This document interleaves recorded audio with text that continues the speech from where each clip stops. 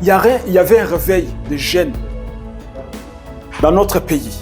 Je me rappelle clairement, à cette époque-là, quand nous étions en train de prier dans des maisons, on prie, on est en train de prier, il y a une personne qui descend la rue et le Seigneur dit, allez chercher cet homme qui est en train de descendre la rue. J'ai besoin de...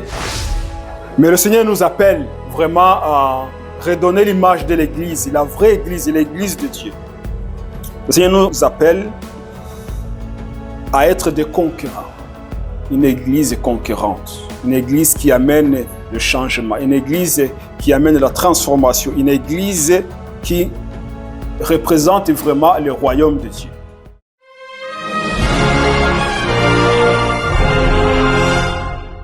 Je ne vais pas vraiment parler ici de beaucoup de choses. Je vais vraiment seulement essayer de nous exhorter ensemble parce que nous sommes en train de vivre beaucoup de changements. Beaucoup de changements dans la société, beaucoup de changements au niveau des autorités, au niveau du gouvernement, même beaucoup de changements dans des églises. Nous savons que déjà l'église est catholique, l'église mère, qui est considérée par beaucoup de gouvernements comme une église. Donc c'est une église reconnue. Toutes les autres églises sont considérées comme des sectes. Donc voilà, l'église catholique nous représente.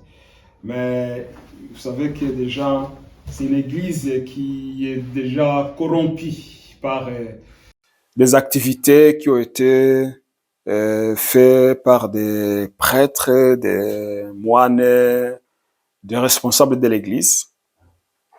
Il y a beaucoup de pays qui sont déjà en procès avec l'église contre les prêtres qui ont abusé des enfants, ce qui a terni l'image de l'Église catholique. Et lorsque l'Église catholique est considérée comme une Église qui a failli à ses responsabilités, c'est toutes les Églises qui sont regardées de telle façon par les gens. Donc, parce que c'est l'Église qui est reconnue dans tous les pays européens, surtout en Europe, l'Église catholique, même en Amérique, l'Église est bien reconnue, respectée. Maintenant, il n'y a plus de respect à cette Église. Et lorsque nous qui sommes des chrétiens, nous sommes considérés comme des sectes, des personnes attardées. On est considérés comme des personnes attardées. Mais le Seigneur nous appelle vraiment à redonner l'image de l'Église, la vraie Église, l'Église de Dieu. Le Seigneur nous appelle à être des conquérants.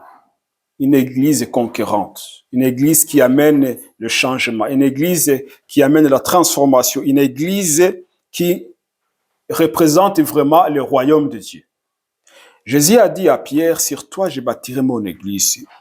Et l'Église que je bâtirai sur toi-même, les portes de l'enfer ne prévaudront point contre cette Église. Et parfois, nous ne comprenons pas vraiment ces messages que Jésus a donnés à Pierre. C'était, nous vivons dans une église défensive. Nous sommes dans une église défensive aujourd'hui, alors que Jésus nous appelle à être une église offensive. Les portes de l'enfer ne prévaudront point contre l'église lorsque l'église attaquera les portes de l'enfer. Ce n'est pas lorsque l'enfer attaque l'église. Parce que lorsque nous sommes dans la défensive, nous recevons toujours des coups. On essaie de nous protéger. On essaie de nous cacher. On essaie d'être poli, timide. On n'essaie pas de blesser les gens ou d'offenser les gens, alors que l'église offense. L'église devrait offenser les gens. Lorsque l'église est dans la position de défense, il n'offense pas. Il n'y a personne qui... Donc les gens l'attaquent et les gens l'attaquent comme ils veulent et finira par être détruite. Mais lorsque l'église prend sa position d'attaquer, les ennemis vont avoir peur. Parce que quand l'église attaque avec la puissance du Saint-Esprit, le diable ne peut pas résister. Les portes de l'enfer ne peuvent pas résister. Pourquoi? Parce que l'Église prenne ses responsabilités. Amen. Donc le Seigneur nous appelle à être une Église conquérante et victorieuse comme il le désire. Nous voulons souvent conquérir le monde, nous voulons souvent influencer le monde, mais nous ne pouvons pas le faire sans s'élever et sans prendre des armes. L'apôtre Paul, il a dit, revêtez-vous des armes spirituelles. Et nous, souvent, nous attendons que Dieu nous prie. Souvent même dans la prière, on dit, Seigneur, donne-nous des armes, revêtez-nous des armes spirituelles. Alors que l'apôtre dit, revêtez-vous, c'est nous qui devons prendre ces armes parce que ces armes sont à notre disposition. Nous devons les prendre et les mettre sur nous et les mettre à nous. Ce n'est pas Dieu qui va venir les faire parce qu'il a déjà donné ses armes. Revêtez-vous des armes spirituelles. Et lorsqu'on se revêt de ces armes, nous sommes des vrais soldats de Dieu. Invincibles.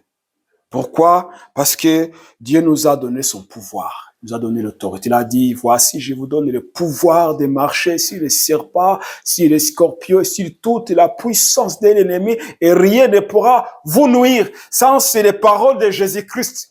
Ce n'est pas Matthieu qui l'a dit, ce n'est pas Luc qui l'a dit, ce n'est pas Jean qui l'a dit, ce n'est pas... Voilà, c'est Jésus qui a dit ces paroles. Et les paroles qui sortent de la bouche de Dieu, parce que Jésus est Dieu, ces paroles accomplissent à quoi il est venu de faire. Lorsque Jésus a dit, je vous ai donné, il n'a pas dit, je vous donnerai. Donc, il nous a déjà donné. Et lorsque Jésus est ressuscité des morts, il avait déjà dit sur la croix, tout est accompli.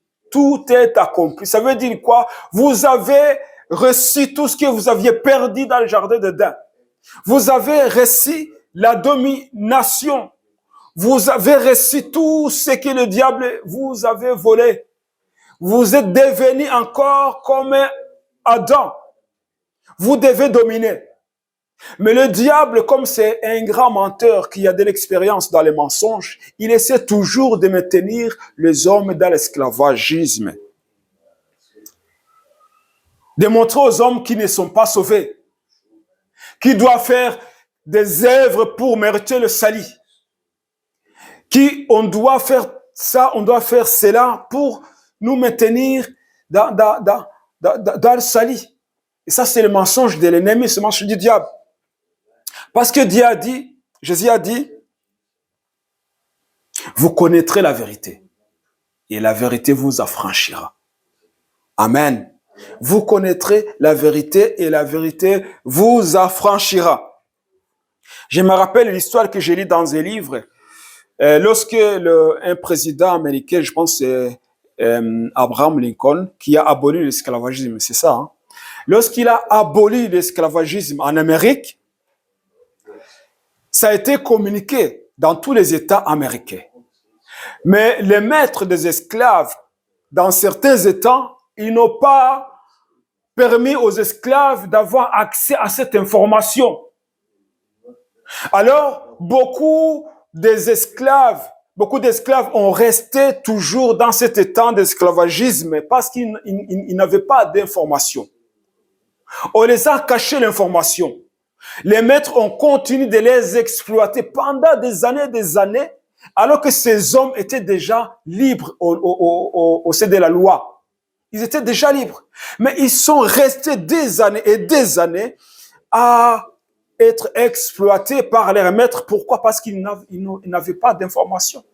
Ils ne savaient pas que le président les a déjà libérés. Ils ne savaient pas que la loi était pour eux. Mais ils ont continué à servir comme des esclaves. Pourquoi? Parce que les maîtres ne voulaient pas que ces esclaves reconnaissent leurs droits. Et ils sont restés pendant des années dans cet état. C'est comme ça, beaucoup de chrétiens, beaucoup d'enfants de Dieu restent toujours sous la puissance de l'ennemi. Pourquoi? Parce que le diable les mente. Oh, vous n'êtes pas sauvés. Avec tout ce que vous avez fait hier, vous commencez à douter de votre salut.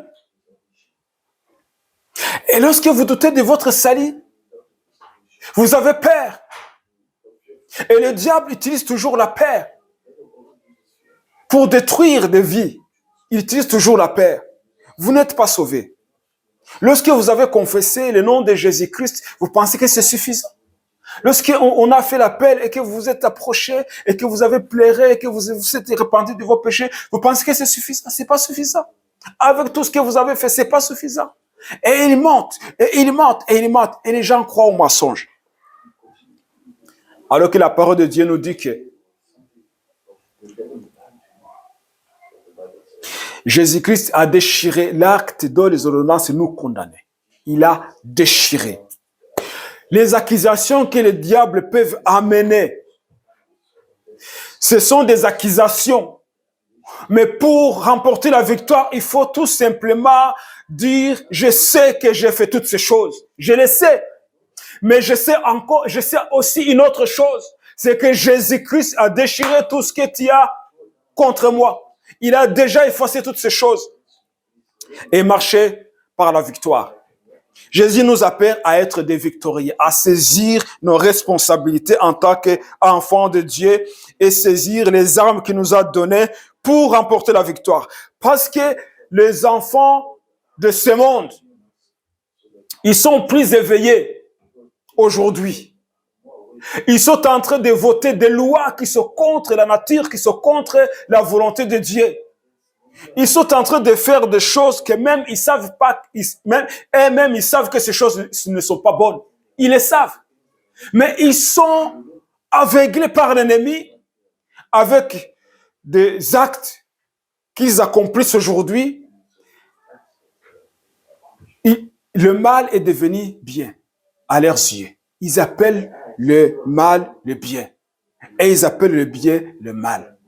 C'est aujourd'hui, c'est comme ça. Et la Bible l'a déjà clairement dit que dans les derniers jours, le mal sera appelé bien. Et nous le voyons aujourd'hui. Nous vivons ces choses aujourd'hui. Et qu'est-ce que l'Église doit faire aujourd'hui? Qu'est-ce que nous devons faire aujourd'hui?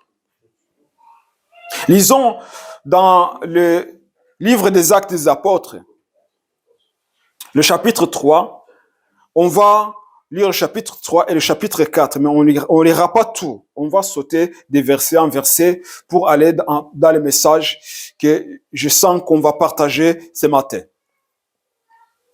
Commençons par le premier verset.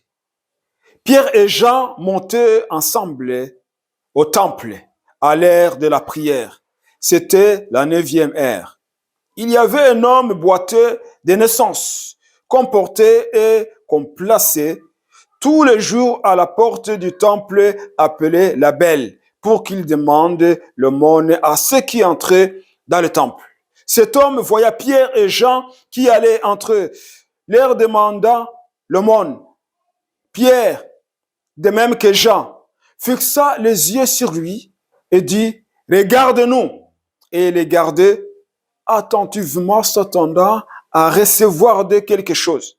Alors Pierre lui dit, « Je n'ai ni argent, ni or, mais ce que j'ai, je te le donne. Au nom de Jésus-Christ de Nazareth, lève-toi et marche. » Et le prenant par la main droite, il le fit lever. Au même instant, ses pieds et ses chevilles devinrent fermes. D'un son, il fut debout et il s'est mis à marcher. Il entra avec eux dans le temple, marchant, sautant et louant Dieu. Amen. Amen. Nous avons entendu plusieurs fois cette histoire de cet homme qui était boiteux. Je crois que cet homme n'a pas eu l'occasion d'être tout près de Jésus. Parce que je pense que Jésus a passé quand même plusieurs fois à côté du temple. Il est entré dans le temple, il a été à Jérusalem.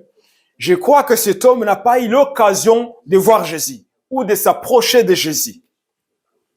Ou peut-être que cet homme n'avait pas connaissance que Jésus pouvait le guérir. Parce que, vous vous souvenez, pendant le ministère de Jésus-Christ, on ne voit pas que Jésus allait chercher partout des malades pour les guérir. Non, on apportait des malades à Jésus et les gens qui étaient malades venaient vers Jésus. Ça fait partie d'une révélation que j'ai eue lorsque j'ai demandé à Jésus pourquoi tu n'as pas guéri tous les gens qui se trouvaient à la piscine de Bethsaida. Cette question m'a tourmenté pendant des années. Je me posais toujours la question parce que les gens, ils avaient comme un argument pour dire que Jésus ne pouvait pas guérir tout le monde. Ils disent, bah alors pourquoi il n'a pas guéri tous les gens qui étaient à la piscine de Bethsaida et qu'il a guéri une seule personne? Ça m'a vraiment tourmenté pendant des années. Je voulais vraiment comprendre et j'ai demandé au Saint-Esprit de me révéler, de m'expliquer pourquoi. Le Saint-Esprit m'a révélé une chose. Le Saint-Esprit m'a dit, Jésus n'allait pas chercher des malades. Jésus prêchait la bonne nouvelle du royaume de Dieu et guérissait les malades. Et les malades que Jésus guérissait, ce sont des personnes qui venaient demander la guérison. Ce sont des gens qu'on a menés à Jésus-Christ. On trouve dans la Bible, je pense que c'est 2 ou 3 fois, là où Jésus a guéri une personne ou a assisté une personne sans qu'il y ait une demande. Il a eu seulement compassion. On voit, lorsqu'il a ressuscité le fils d'une veuve, il a rencontré cette personne, donc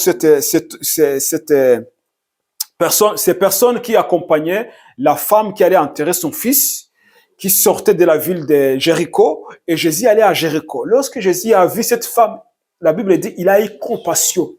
Il a eu compassion et il est allé vers le cercueil et il a commandé à ce jeune homme de ressusciter. Donc, il n'y a pas beaucoup dans la Bible où on trouve Jésus-Christ faire un miracle sans qu'on le demande. Lorsque le Saint-Esprit m'a révélé cela, le Saint-Esprit m'a dit, cet homme, comme il a dit lui-même qu'il n'avait personne, il faisait dans son cœur une prière. Il demandait de l'aide de Dieu.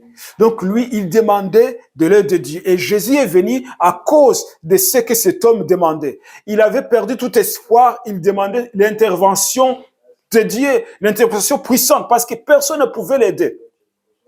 Et les autres qui étaient à la piscine de Bethsaida, ils savaient, ces gens-là savaient que Jésus était dans la ville. Mais ils ont choisi de rester là-bas. Ils le savaient, ils pouvaient marcher eux-mêmes, ils pouvaient aller vers Jésus. Mais ils n'ont pas fait. Même quand Jésus est allé dans cet endroit, ces gens-là n'ont pas venu vers Jésus. Ils fixaient leurs yeux sur l'eau. Ils ne fixaient pas leurs yeux sur Jésus. C'est pour ça que Jésus ne les a pas guéris. Parce qu'ils n'ont pas demandé la guérison. Donc souvent on dit, oh, Jésus ne guérissait pas tout le monde. L'endroit où Jésus n'a pas guéri les gens, c'est dans son village. Pourquoi? La Bible dit, il a guéri peu de personnes. Parce que ces gens n'avaient pas la foi. Ils ne croyaient pas en Jésus, ils ne croyaient pas en lui. Et il a guéri peu de personnes. Mais la Bible est claire là-dessus parce que il guérissait tous les malades qu'on lui amenait et qu'il rencontrait, qui venaient vers lui pour chercher la guérison. Alors, cet homme qui était assis à la porte belle du temple à Jérusalem, on l'amenait tous les jours. Sa famille portait cet homme. Le matin, il restait là toute la journée et le soir, on venait encore l'amener à la maison. C'était sa vie. C'était une machine à sous, je peux dire comme ça, pour sa famille. On l'amenait le matin, on venait le prendre le soir, tous les jours, pour qu'il demande le monde. Donc, je peux dire que ses parents ou sa famille, pour eux, c'était un fardeau. Mais ces fardeaux, ils ont quand même appris à se servir de ces fardeaux. On va l'utiliser. Il ne va pas toujours rester à la maison, on ne va pas le porter tous les jours, on ne va pas s'occuper de lui, on va l'amener en ville où il va faire quelque chose. Et cet homme n'était pas content de sa situation. Parce qu'il faisait bon, il était toujours là. Il faisait mauvais, il est là. Il faisait très chaud, il est là. Il faisait froid, il est là. Il pleut, il est là. Qu'il y ait des gens ou qu'il y ait peu de gens, il était toujours là. Qu'on lui donne quelque chose, qu'on ne donne pas quelque chose, il était toujours là. C'était sa vie, c'était sa souffrance. Il vivait dans la souffrance totale, cet homme. Et il n'avait pas espoir d'être guéri. Parce que son seul objectif était de recevoir quelque chose venant des poches de ceux qui venaient au temple. Pourquoi? Parce que la Bible dit dans la loi de Moïse, il faut jamais entrer dans le temple, dans la maison de l'Éternel, les mains vides. Vous savez que tous les gens qui allaient au temple avaient quelque chose à donner. Il attendait qu'on leur donne quelque chose. Mais il y a des jours qui ne sont pas les mêmes. Il y a des jours spéciaux. Amen. Il y a un jour spécial pour ma vie, le jour où j'ai reçu Jésus-Christ dans ma vie. C'était un jour spécial. Il y a aussi d'autres jours spéciaux dans ma vie où j'ai reçu des bénédictions, où le Seigneur m'a délivré de quelque chose, où le Seigneur m'a guéri d'une maladie. Il y a des jours spéciaux.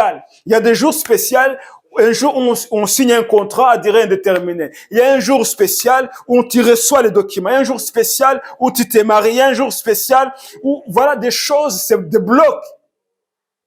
Il y a un jour, on a toujours un jour spécial dans nos vies, où quelque chose s'est passé dans notre vie. Cet homme ne s'attendait pas que cette journée va être différente. Il ne s'attendait pas qu'il va rencontrer des hommes spéciaux. Mais il était là, en train de demander le monde. Et lorsque Pierre et Jean, la Bible précise qu'ils montaient au temple, l'heure de la prière. Amen. Il y a aussi des heures spécifiques pour la prière. J'aime que la Bible le dise souvent. Souvent c'est à 9h, à 3h, l'heure de midi. Il y a plusieurs heures qu'on peut trouver dans la Bible ou les heures de la prière. Même Élie, il dit, quand il demandait que le feu descende, il dit, quand c'était l'heure de l'offrande. Alors Élie éleva la voix. Ces deux hommes allaient à la prière. Ils allaient tout simplement prier le Seigneur. Mais le Seigneur avait un plan. Amen. Ils allaient prier. Et lorsque, mes amis, nous devons vraiment être remplis du Saint-Esprit. Amen. Nous devons être remplis, nous devons chercher à être remplis du Saint-Esprit. Que le Saint-Esprit nous saisisse. Vraiment que nous soyons saisis par la puissance du Saint-Esprit de la tête aux pieds. Amen. Parce qu'il y a tant de gens qui sont dehors que le Seigneur dit, qui va guérir ces gens? Qui va délivrer ces gens? Ils sont là dans la tente, mais le Seigneur ne trouve personne.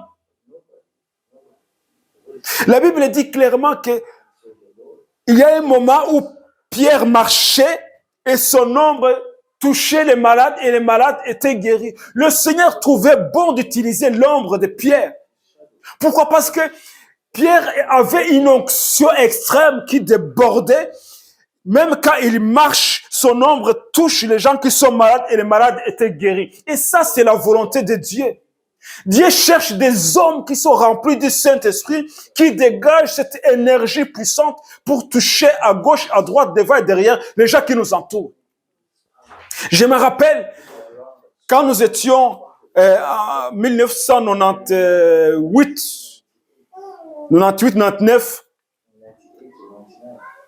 non, 1992, 92. Excusez-moi. Il y avait un réveil de jeunes dans notre pays. Je me rappelle clairement, à cette époque-là, quand nous étions en train de prier dans des maisons, on est en train de prier, il y a une personne qui descend la rue et le Seigneur dit, allez chercher cet homme qui est en train de descendre la rue. J'ai besoin de le sauver. On sort, on trouve la personne, on l'amène. Et le Seigneur commence à dire à cet homme tout ce qu'il a fait. Et la personne se répand. Pourquoi? Parce que la présence, la puissance du Saint-Esprit était là. Palpable. Et lorsque les gens sont remplis à ce point-là, les gens ils sont en train de partir, ils entendent les voix, va dans la rue telle ou dans la maison telle, il y a des gens qui vont faire quelque chose pour toi. Vous êtes remplis du Saint-Esprit, que cet esprit-là commence à attirer des gens qui ont des problèmes. Les gens commencent à venir vers vous. Les gens commencent à venir chercher la solution. Pourquoi? Parce que vous avez quelque chose. Vous avez la puissance du Saint-Esprit. Vous n'êtes pas distrait par ce qui se passe dans ce monde. Vous êtes connecté Amen. Vous êtes connecté avec le ciel. C'est ce qui s'est passé avec Jean-Baptiste. Jean-Baptiste vivait dans le désert. C'était un homme qu'on ne pouvait même pas saluer. Pourquoi? À cause de son habillement et à cause de ce qu'il mangeait. Si vous êtes censé voir quelqu'un qui est en train de manger des souterrains, je ne sais pas s'il il est grillé ou il mangeait cru, et en train de manger le miel de Bordeaux ou d'autres choses, des souterrains, des choses qu'il mangeait, cet homme, c'était des choses qu'on peut dire aujourd'hui dégoûtantes. Dans le désert, et il est là. Il ne se coiffait pas. La peau de chèvre ou de chameau, les vêtements des pauvres. Mais à cause de la connexion qu'il avait avec le ciel, la Bible dit qu'il est né avec le Saint-Esprit. À cause de que cet homme s'est mis à part, il est parti vivre dans le désert. Il est sorti de la ville pour aller s'approcher de Dieu et rester dans le désert. Et qu'est-ce qui s'est passé? Il n'y avait pas Internet à cette époque-là. Il n'y avait pas la télévision. Il n'y avait pas de campagne de publicité. Non. On ne pouvait pas voir sur la route, voilà tel évangéliste, tel prophète, il va faire une campagne dans le désert. Rien du tout. Et les hommes respectaient l'armée, les pharisiens, les sadducéens, même Hérode, déjà allaient écouter Jean dans le désert. Ils allaient vers Jean pour l'écouter. Et Jean prêchait à ces gens-là. Comment ces gens sont venus? Comment ces gens sont venus là où se trouvait Jean? Humblement. L'armée, il dit, qu'est-ce que nous allons faire? Et les pharisiens, si tu n'es pas Élie, et si tu n'es pas le prophète, qui es-tu? Ils sont en train de lui poser des questions. Pourquoi? Ils sont intéressés par ce qu'il est en train de dire. Ce qu'il est en train de dire le touche. Il est là. Il ne mâche pas ses mots. Il dit aux pharisiens, vous, les enfants de vipères. Mais personne ne lève la main sur lui. Pourquoi? Parce qu'il est protégé, il est entouré. Comme le prophète Élisée, qui est avec son serviteur. Géhaz qui dit à Élisée, mon Seigneur, nous allons mourir, voilà toute cette armée de Syriens qui nous attaque. Et Élisée, il a rigolé, il a dit, ah, Seigneur, ouvre-lui les yeux pour qu'il voie l'armée qui nous entoure. Lorsque le Seigneur a touché les yeux de Géhaz et qu'il a vu l'armée céleste qui entourait Élisée, voilà, il a vu que le Syrien, c'était rien. Pourquoi? Parce qu'Élisée, c'était un prophète rempli de la puissance. Il avait l'esprit, le double esprit d'Élie. Et le Seigneur nous demande d'être vêtus de la puissance du Saint-Esprit. Nous devons avoir cette soif. Nous devons vraiment avoir la soif d'être remplis du Saint-Esprit. Alors Jean et Pierre arrivent devant cet homme. Et cet homme regarde Jean et Pierre pour demander quelque chose de l'homme. C'était ça. Il ne demandait pas autre chose. Des pièces. Vous avez une pièce, monsieur. Vous avez une pièce de 2 euros, monsieur. On rencontre des gens. Aujourd'hui, dans la ville partout, sont là, 50 centimes, s'il vous plaît. Un euro, s'il te plaît, pour manger. Ou, voilà. Et cet homme-là, Pierre et Jean disent, oh, nous n'avons pas de l'argent. Nous n'avons pas de l'or. On n'a rien sur nous. Mais c'est que nous avons. C'est que nous avons. Écoutez l'assurance de Pierre et Jean. C'est que nous avons. Ils savent qu'ils ont quelque chose. Amen. Ils savent qu'ils ont quelque chose. C'est que nous avons, nous allons te le donner. Nous te le donnons. Amen. Nous avons quelque chose. N'est-ce pas? Si nous sommes ici, c'est parce que nous avons quelque chose. Si nous invoquons le nom de Jésus-Christ, c'est parce que nous avons quelque chose. Amen. L'apôtre Jean, il a dit, on ne peut pas invoquer le nom de Jésus-Christ si on n'a pas l'Esprit de Dieu. Ce n'est pas possible. Moi, je me rappelle, parfois, il y a des gens, il y a des jours où j'avais des attaques spirituelles. Un jour, dans ma chambre, je dormais. J'entends une personne physique qui entre dans ma chambre, mais je ne le voyais pas. Je le sentais. Il était là. il a essayé de m'étrangler. J'étais paralysé, je ne pouvais rien faire. Je sentais qu'il y avait une ténèbre qui pèse. Il a essayé de m'étrangler. Il a essayé de m'étrangler. J'essayais de dire le nom de Jésus, j'y arrivais pas. J'essayais, j'y arrivais pas. Alors, j'ai commencé à le dire à l'intérieur de moi. Jésus, aide-moi, Jésus, aide-moi. Jusqu'à ce que c'est sorti dans ma bouche. Jésus, aide-moi. Et tout d'un coup, il a arraché. Et l'atmosphère a changé dans ma chambre. Pourquoi? Parce qu'il y a la puissance dans le nom de Jésus-Christ. Nous avons quelque chose à nous. Nous avons des armes. Paul, il a dit, revêtez-vous des armes spirituelles. Nous avons ces armes. Nous avons le paix de l'esprit qui est la parole. Mais nous avons peur de l'utiliser. On a peur vraiment d'utiliser ce que nous avons. On a peur d'avancer. On a peur d'élever la voix. Le prophète Isaïe, il a dit, crie à plein gosier. Mon ami, pour crier à plein gosier, il faut que la voix sorte. Ça doit sortir.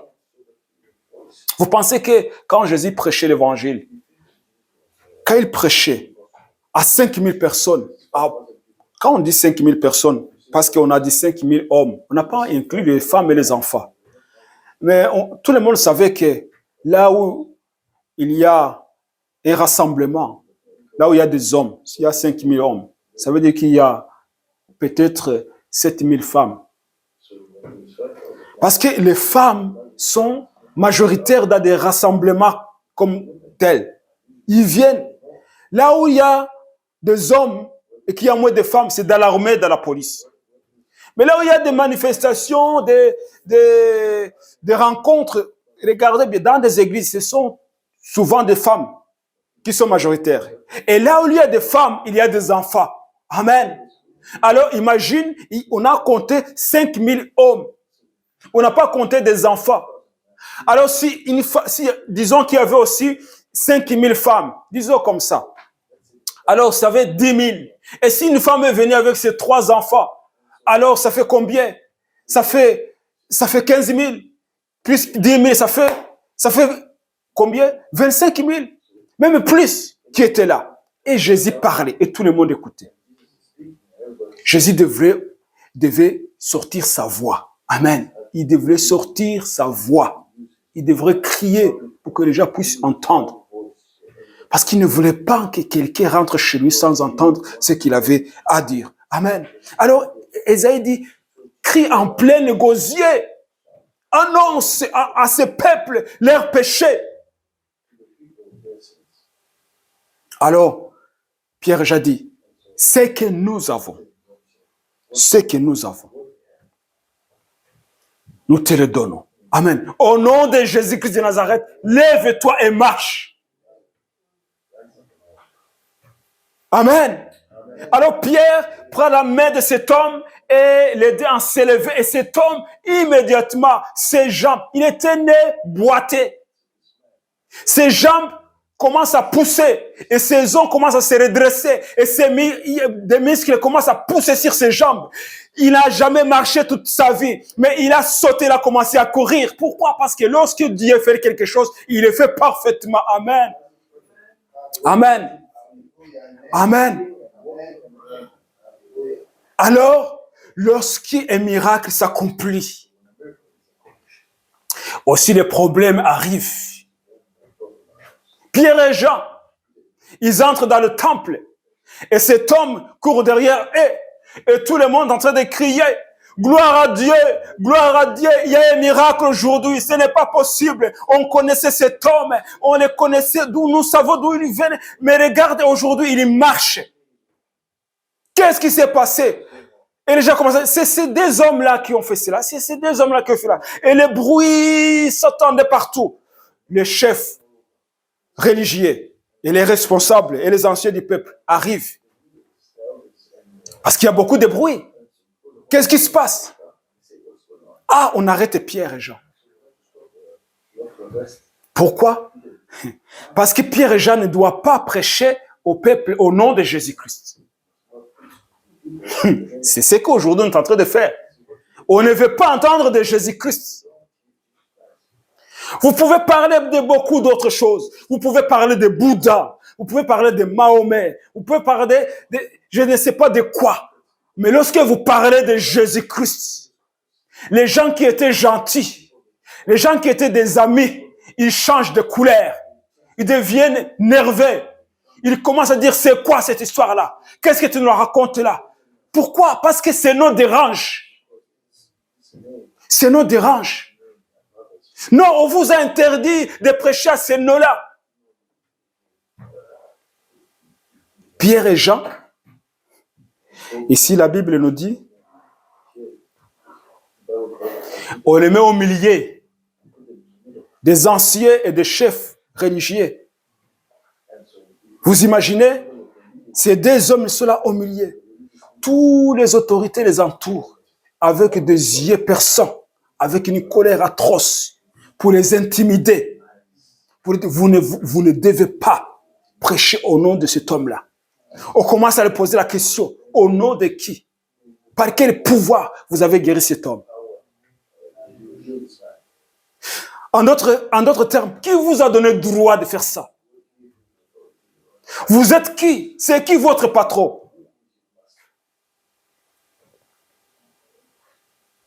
L'intimidation. On commence à les intimider. Et aujourd'hui, c'est ce qu'ils font. Aujourd'hui, les gouvernements commencent à intimider le peuple.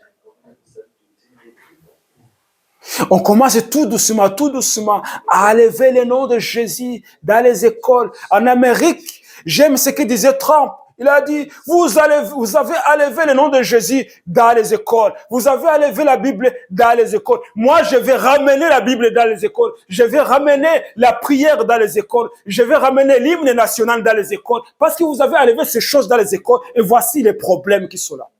Et c'est la vérité. C'est la vérité. En Amérique, à l'époque, quand on commençait les écoles, on faisait d'abord notre Père. La Bible était toujours dans les écoles, dans les institutions en Amérique. Aujourd'hui, il y a quand même d'autres tribunaux qui continuent quand même à utiliser la Bible en Amérique. Parce que quand on va te juger, tu dois d'abord jurer, tu vas dire la vérité, rien que la vérité, sur la Bible. Mais lorsque on a commencé à élever Dieu dans la vie des gens, les problèmes ont commencé.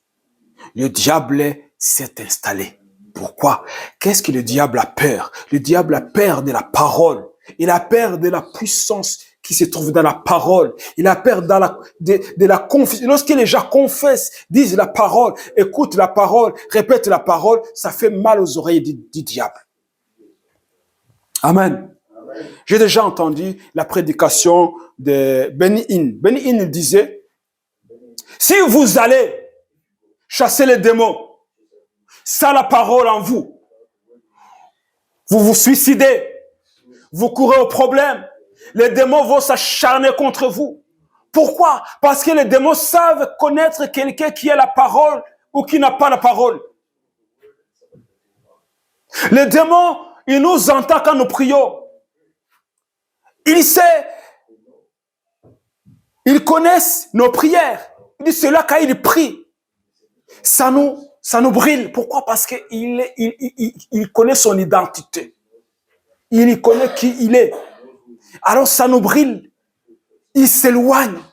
Il y a des prières qu'il ne faut pas perdre à l'ennemi. Lorsque la prière est faible de la parole, dit qu'il n'y a pas la parole de Dieu dans lorsqu'il n'y a pas la confession, lorsqu'il n'y a pas la proclamation de ce que nous sommes en Jésus-Christ, ça ne fait pas peur à l'ennemi. Mais lorsque nous faisons la prière, en sachant qui nous sommes, en proclamant la puissance de Dieu, la parole de Dieu, l'ennemi, il a peur. Amen, il a peur. Alors ces hommes-là, ils sont là, au milieu de cette congrégation. On vous avait interdit de prêcher à ces noms-là.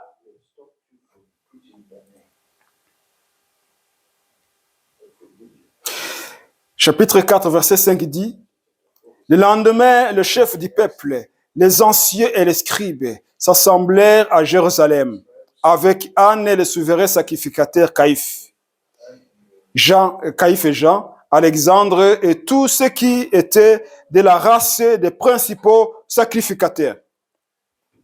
Vous pouvez comprendre l'intensité de cette situation-là. Tous les chefs, tous les responsables, ils étaient là. Il fit de placer au milieu d'eux Pierre et Jean et leur demandèrent par quel pouvoir ou au nom de qui avez-vous fait cela? Par quel pouvoir et au nom de qui avez-vous fait cela? Pourquoi? Parce que ces gens, normalement, c'était censé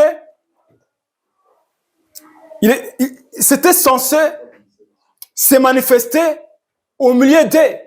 C'était le sacrificateur qui devrait faire des choses pareilles. C'était les hommes de Dieu qui devraient faire ces choses pareilles. Mais comme ce n'est pas eux qui ont fait cette chose, comme ce n'est pas eux qui ont apporté cette guérison, ce miracle, ils demandent, maintenant ils posent la question. Par quel pouvoir et au nom de qui avez-vous fait cela? Alors Pierre, rempli du Saint-Esprit, leur dit, si on n'est pas rempli du Saint-Esprit, on ne peut pas répliquer devant une telle congrégation. Ce n'est pas facile. Parce que ces gens, ils ont le pouvoir de faire tuer Pierre et Jean. Ils ont le pouvoir de les mettre en prison. Comme ils avaient déjà mis en prison.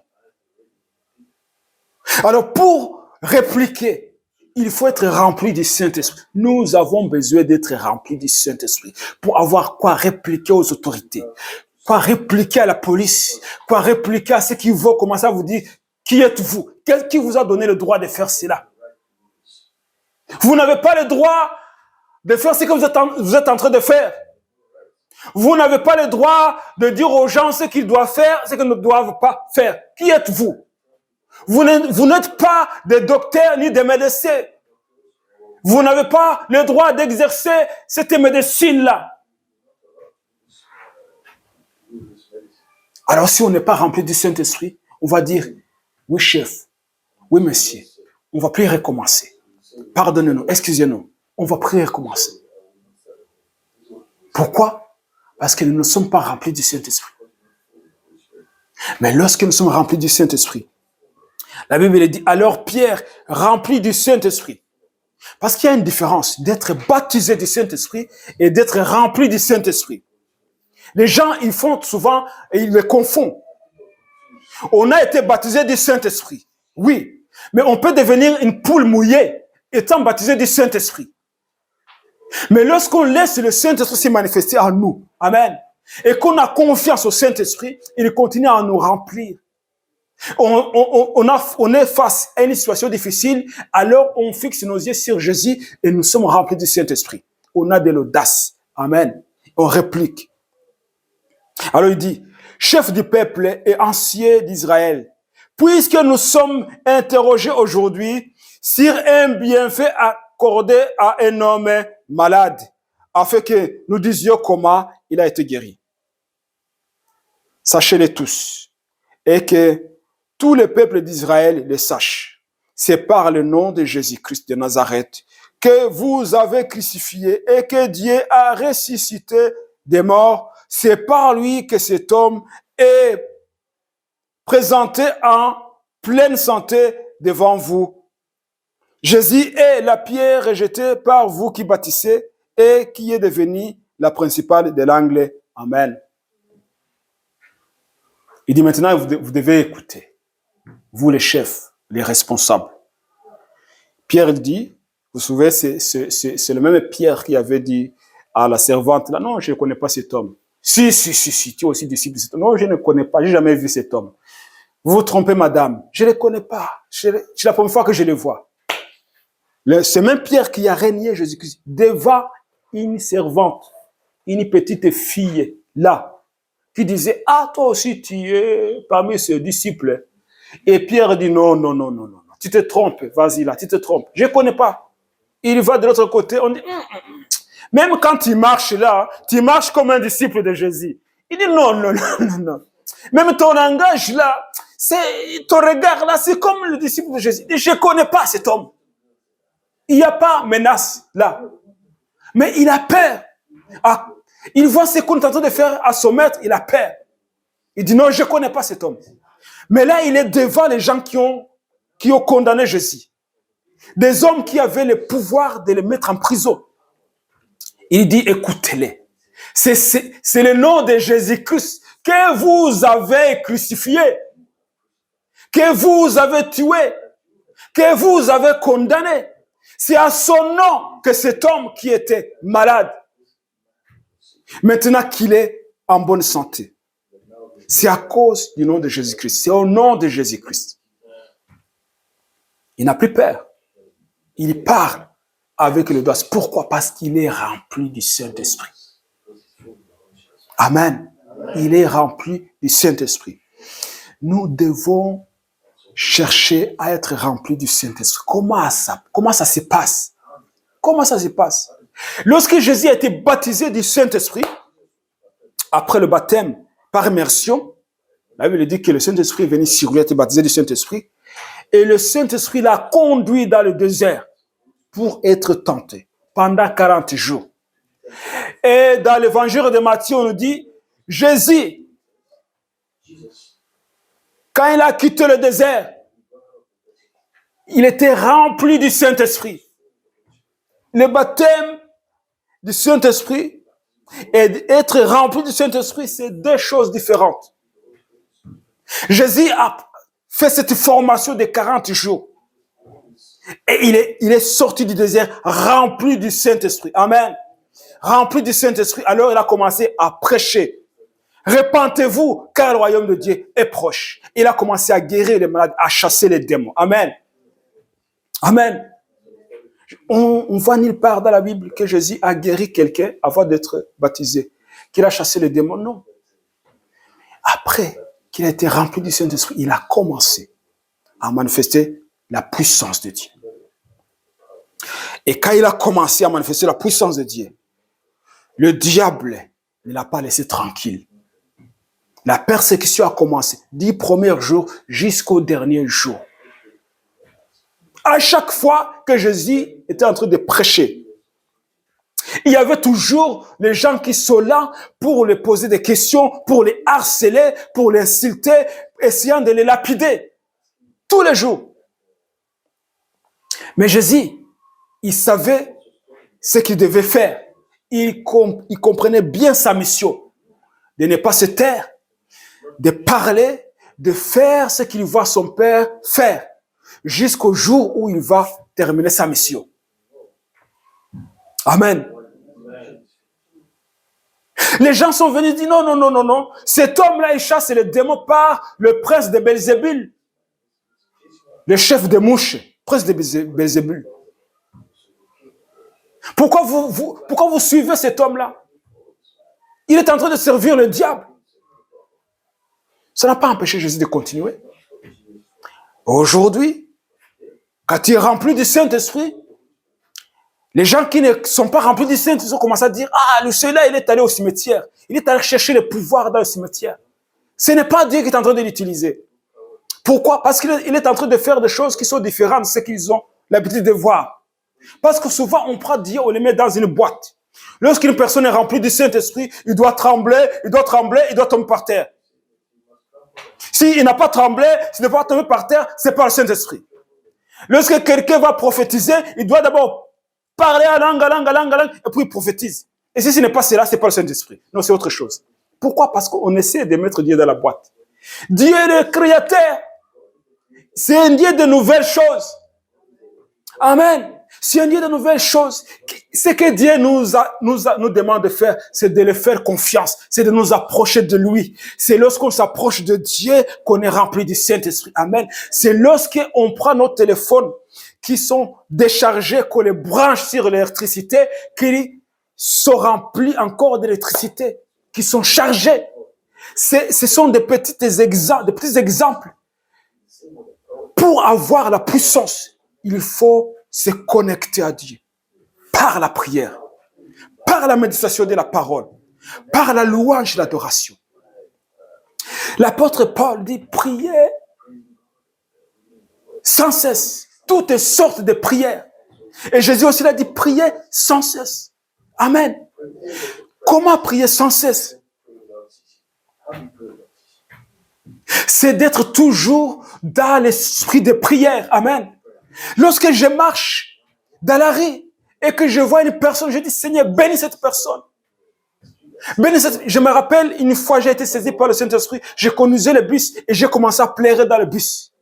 J'ai descendu vers en essence. Et puis je vois une femme, une belle femme africaine qui était folle, qui est en train de parler tout seule. Elle est là, elle fait des choses bizarres. Je dis, Seigneur, cette femme, elle est aussi l'enfant d'Abraham. Elle est aussi ton enfant, c'est toi qui l'as créé. J'ai commencé à pleurer dans le bus. J'étais saisi, tout mon corps était saisi d'émotions à cause de cette femme. Et je dis, Seigneur, souviens-toi de cette femme. Et que cette femme vraiment sorte de cette situation. Il y a beaucoup de gens qui sont là sous la puissance des diables. Le diable les tiennent captifs. Il y a des gens, tu vas les voir dans la rue, les problèmes, ils les dépassent dans leur foyer, ils sortent, ils claquent la porte, ils vont dans la rue, ils commencent à crier, ils étaient bien habillés, ils jettent les vêtements. Pourquoi? Parce que ça c'est l'œuvre du diable. Et Jésus-Christ est venu pour détruire les œuvres du diable. Et nous a donné cette autorité, ce pouvoir de détruire les œuvres du diable. Dieu, il veut que nous puissions nous lever pour aller sauver ces gens. Il veut que nous puissions aller libérer ces gens, délivrer ces gens, guérir ces gens. C'est notre responsabilité, c'est la responsabilité de l'Église. Et Jésus, il a en réserve la puissance. Il s'attend à nous d'aller chercher. Il faut que nous allions à la source pour boire. Amen. Nous devons aller boire à la source. Amen. Pierre et Jean, ils partent. Ils vont vers leurs amis. Ils racontent ce qui s'est passé. L'histoire de ce qui s'est passé, comment on les a jugés, comment on les a menacés. Alors, les disciples, la Bible dit, au verset 27 du chapitre 4,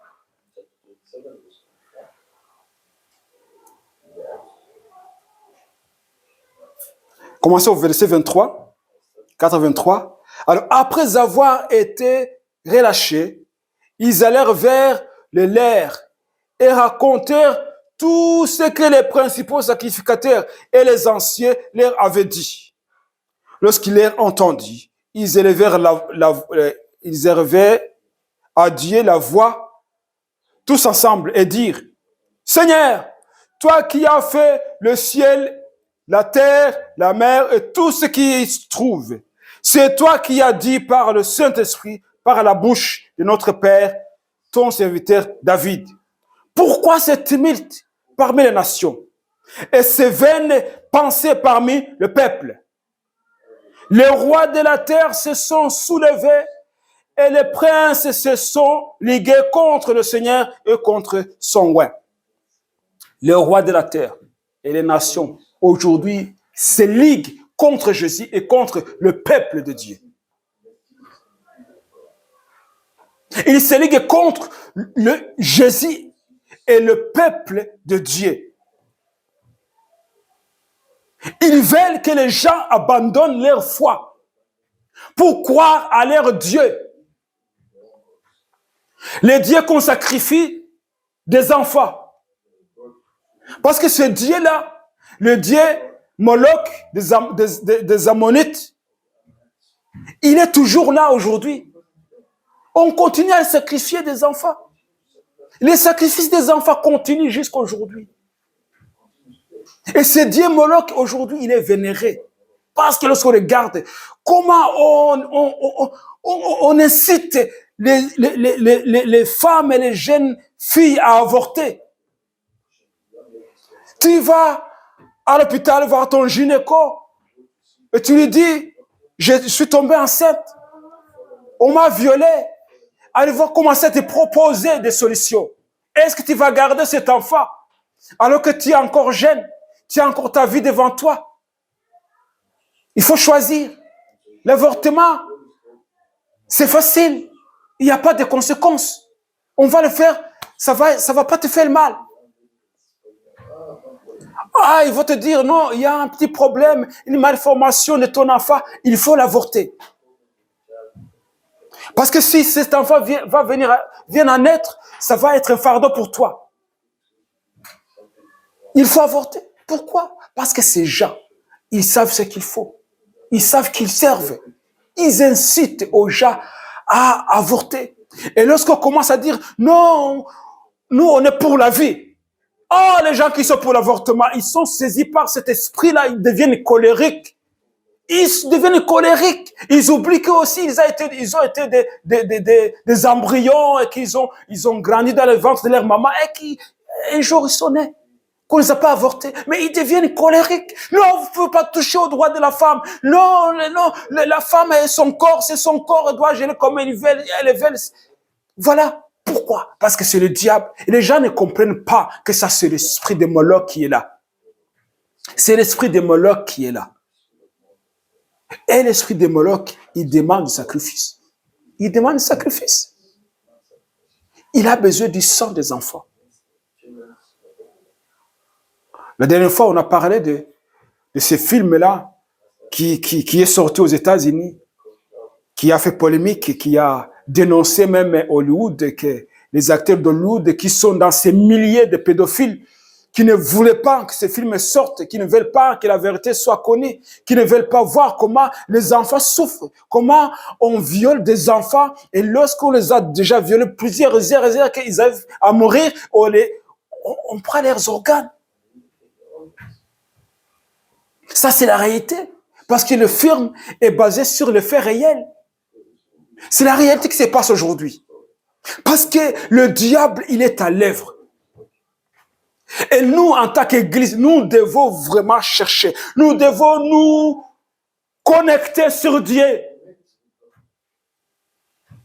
Afin d'avoir l'énergie que Dieu donne. Cette force que Dieu donne, cette puissance, cette onction qui va nous permettre de contrer les programmes de l'ennemi, de contrer les projets de l'ennemi. Nous devons être chargés. Amen. Alors, il dit, ces nations, et ces peuples et les rois sont ligués contre Jésus-Christ. Amen.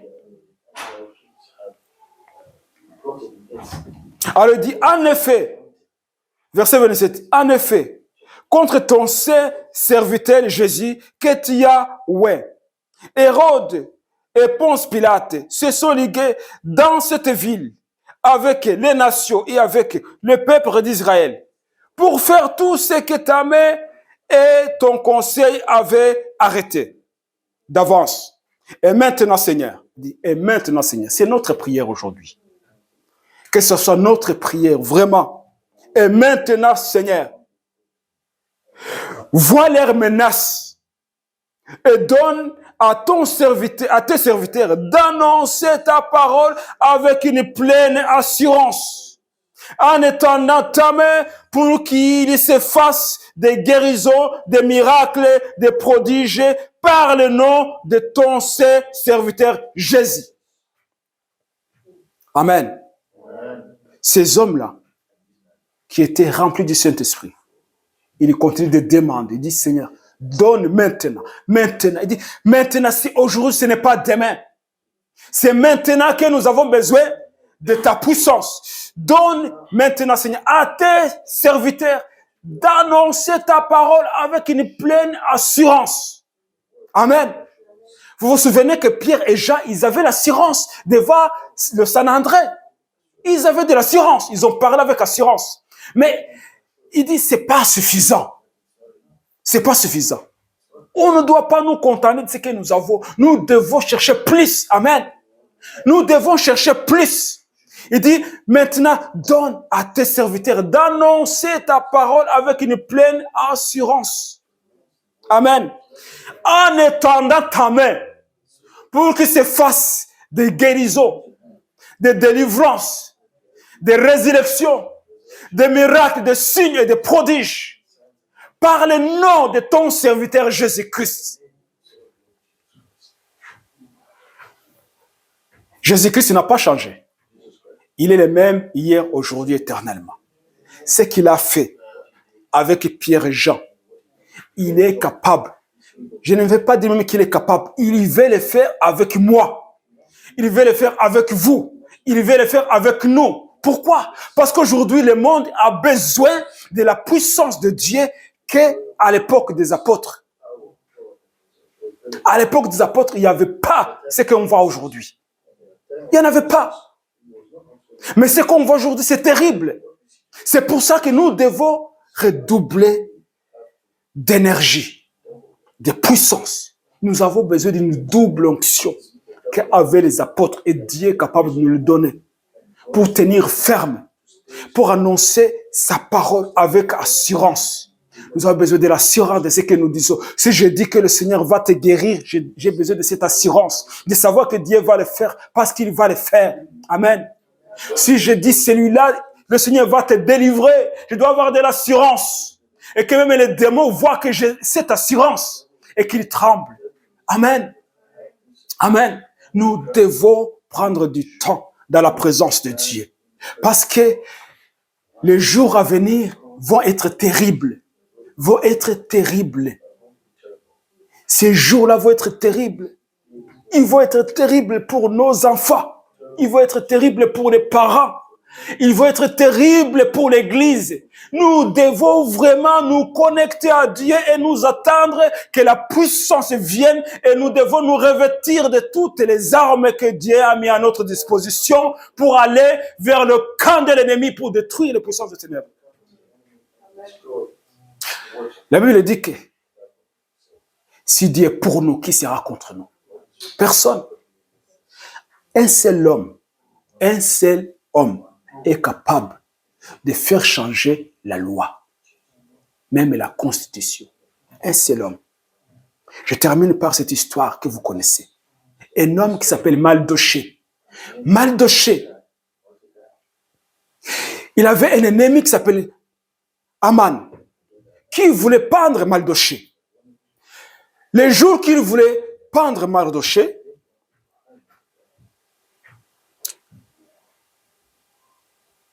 la nuit, le roi a eu une insomnie.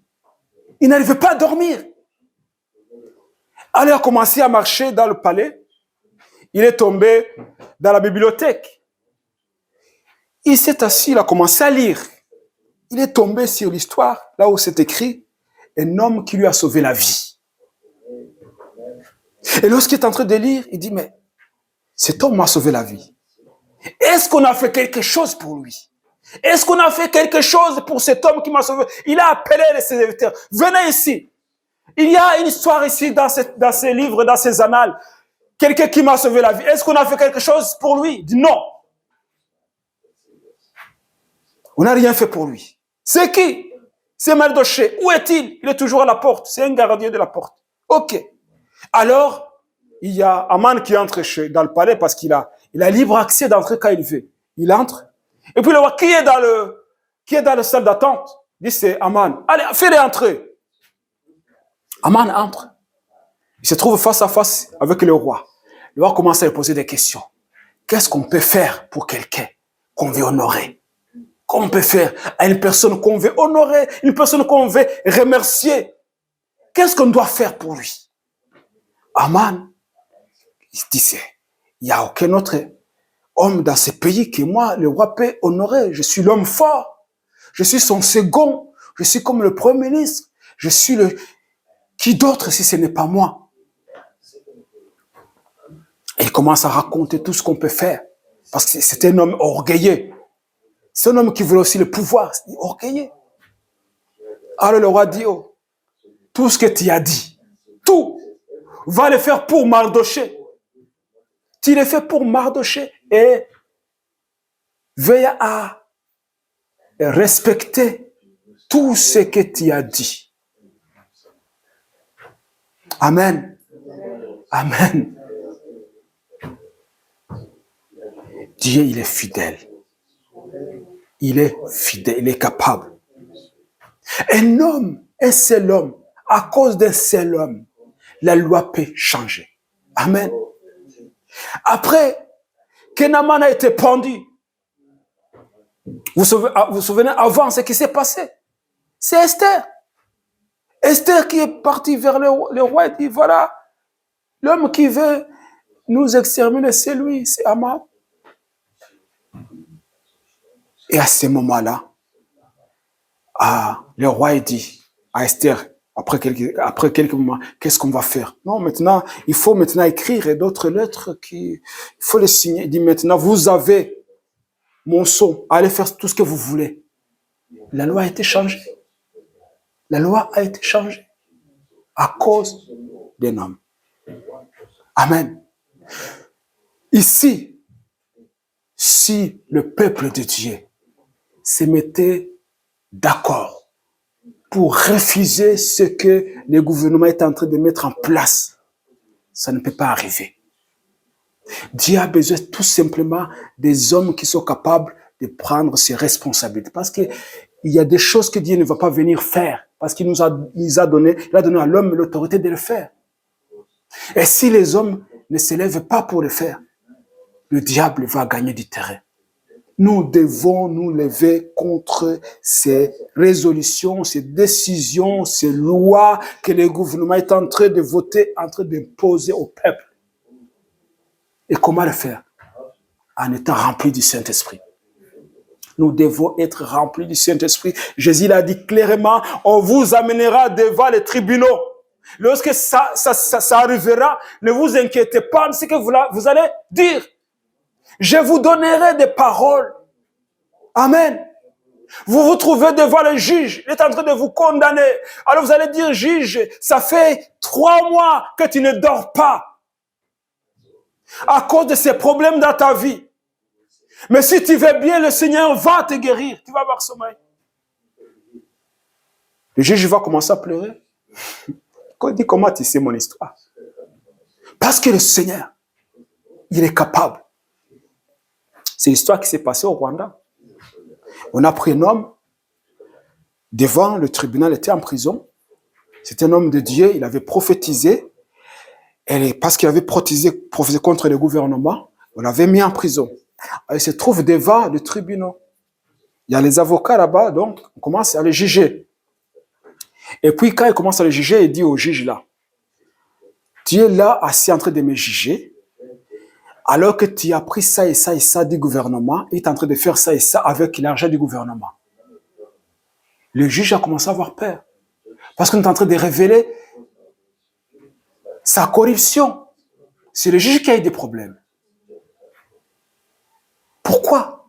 Parce que Dieu connaît toutes choses. Il dit, lorsqu'on vous amènera au tribunal, ne vous inquiétez pas de ce que vous allez... Moi, je vais vous donner ce que vous allez dire. Dieu ne va pas dire, oh, maintenant vous allez... Non, on a le droit de faire ça. Non. Une parole de connaissance. Tout simplement fait changer la donne. Pourquoi? Parce qu'on est connecté. Parce que l'Esprit de Dieu est là. Amen. Donc, entrons dans la prière constante de tous les jours. Si nous devons gêner, nous devons gêner. Si nous devons abandonner certaines choses, nous devons les abandonner. S'il y a des choses qui nous prennent du temps, nous devons les mettre à place. Aujourd'hui, on ne doit pas seulement gêner de la nourriture. On doit gêner d'autres choses. Il faut même gêner on doit gêner la télé, on doit gêner l'internet, on doit gêner le téléphone, on doit gêner le WhatsApp, on doit gêner, parce que ce sont des choses qui nous empêchent de nous approcher de Dieu. Aujourd'hui, le vrai gêne, ce n'est pas seulement la nourriture. C'est les préoccupations d'aujourd'hui. Quelqu'un qui va dire, je vais gêner le téléphone. Je ne toucherai pas au téléphone jusqu'au soir. Celui-là, il est fort, je vous dis. Celui qui va dire, je ne vais pas aller sur les réseaux sociaux toute la journée, il est très fort. Parce que ces choses sont devenues des drogues, c'est devenu des choses qui nous saisissent plus que la nourriture. Nous devons chercher à nous approcher de Dieu pour être des hommes capables de changer la donne, pour être une église conquérante qui détruise les portes de l'enfer. Nous devons vraiment être des hommes de prière parce que le Seigneur, il cherche ces hommes-là. Il cherche ces hommes. Nous avons entendu ce que Joël a dit. C'était prophétie de ce que le Seigneur va faire. C'est vrai. Le Seigneur est en train de préparer les gens. Il est en train de préparer des hommes. Il est en train de préparer des jeunes. Il est en train de préparer ceux qui vont être des martyrs. Il faut le dire clairement. Les gens qui vont accepter la persécution. Les gens qui vont être contents quand on les met en prison. Parce qu'ils vont dire, merci Seigneur de m'avoir mis dans cette prison. Parce qu'il y a tant de criminels qui ont besoin d'entendre de la bonne nouvelle. Amen. Lorsqu'on a peur d'aller en prison, on est une église défensive. Mais lorsqu'on n'a pas peur d'aller en prison, lorsqu'on n'a pas peur de la persécution, on est une église offensive. Amen. Amen. Que le Seigneur nous aide. Que Dieu nous vienne en aide. Nous avons vraiment besoin de nous connecter à Dieu tous les jours, constamment. Rester connecté à Dieu. Être vraiment des hommes et des femmes de prière. Toutes sortes de prières. Que ce soit dans la louange, en train de chanter. Que ce soit en train de... même quand je suis en train de faire la vaisselle, je dois prier. Que je suis en train de conduire, je dois prier. Que ce soit des prières spirituelles, prières en langue, prières. Nous devons vraiment être dans le mode de prière.